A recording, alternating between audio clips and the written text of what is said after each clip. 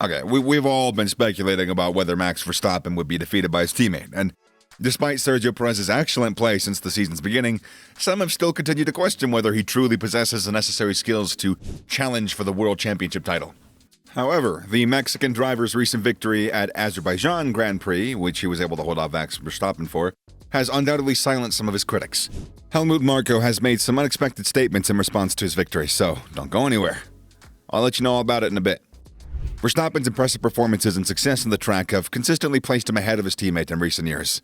It's no wonder that Red Bull made him the face of their team and put their efforts into supporting him in his quest for the championship title, and it paid him off well, with 2 titles in the bag and 1 other in the works. There is absolutely zero debate about his status as number 1 at Red Bull because he's demonstrably established himself as that. Or demonstrably, words. Verstappen's teammate at Red Bull, save for Daniel Ricciardo, haven't been able to put up much of a fight. Alex Albon and Pierre Gasly both failed to succeed. In fact, Gasly struggled so much to find his footing at Red Bull that he was demoted back to Toro Rosso midway through the 2019 season. Toro Rosso now goes by the name AlphaTauri. Albon had a promising start but was unable to consistently challenge Verstappen. He was let go at the end of the 2020 season and was replaced by Perez for the 2021 season. While Gasly and Albon had some strong performances, they were constantly overshadowed by Verstappen and failed to perform to the standards of Red Bull. Verstappen's ability to deliver consistent performances race after race is what sets him apart from his teammates. He's shown time and time again that he has the potential, mental toughness, and focus to perform at his best, even in the most challenging of circumstances. Verstappen's absolute dominance over his teammates is not just limited to race results, but also in his ability to consistently extract the maximum performance from the car. Something that's evident from his pole positions and fastest laps. Consistency is the key word here.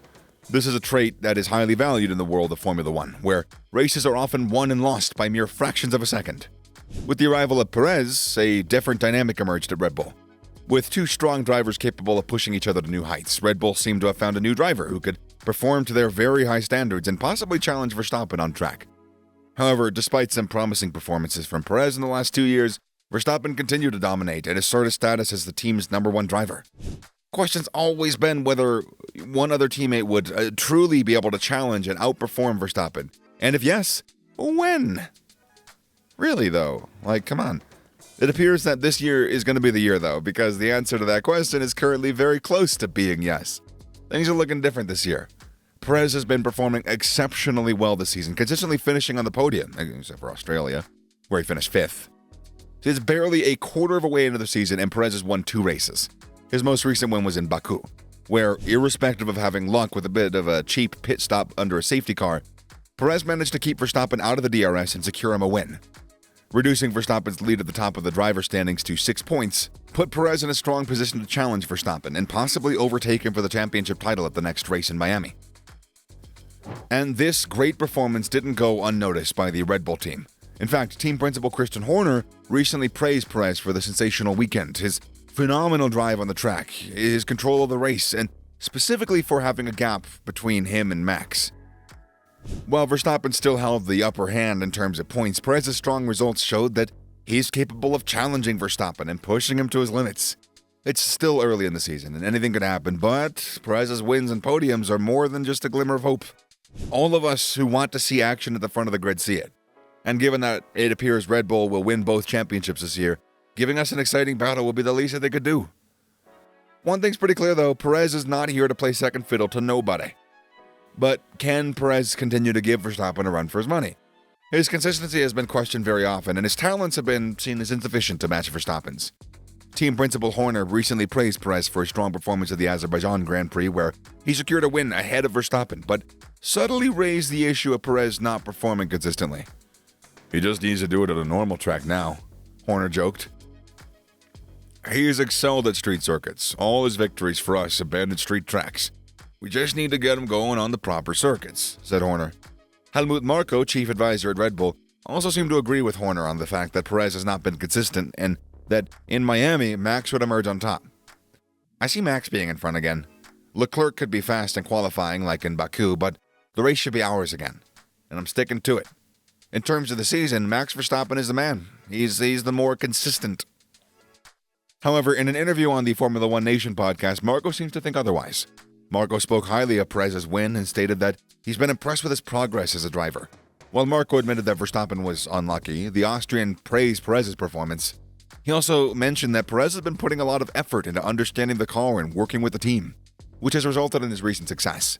And most surprisingly, he was warned not to underestimate Perez, citing 1996 world champion Damon Hill's observation that the unlucky Verstappen appeared to be faster than Perez in clear air. Marko's comments are a significant shift from his previous criticism of Perez's performances with Milton Keynes' outfit. He didn't believe that Perez could challenge Verstappen throughout the entire season, but it seems that the Austrian is now starting to have faith in the Mexican driver. Verstappen was unlucky with the safety car, yes, but Sergio on a street circuit, he has the most podiums here, Marko told the F1 Nation podcast.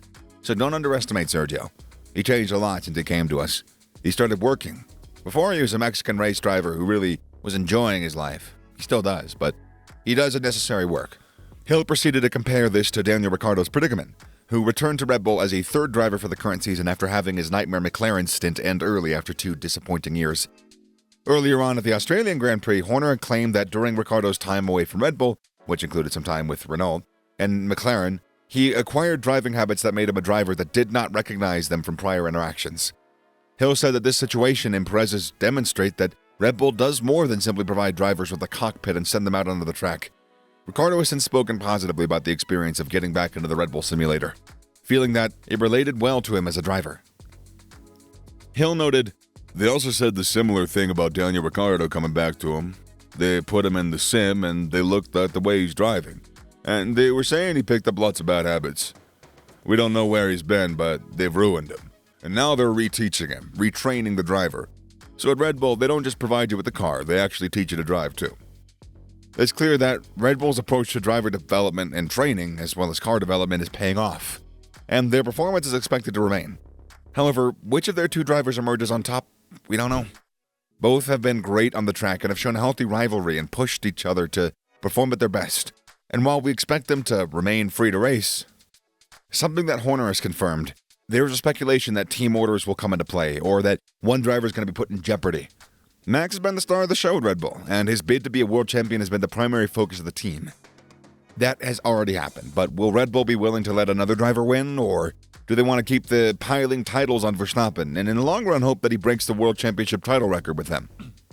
It remains to be seen how the rest of the season will unfold, and whether Perez can maintain this level of performance throughout the season and truly challenge Verstappen and secure a championship title. Who do you think's going to emerge on top? Let us know in the comment section below. Hit that like button on your way out, and don't forget to subscribe to the channel for more amazing F1 content. Bye for now. I said bye for now, but I don't think that was quite English. It kind of sounded like goblin speak, like blah, blah, blah.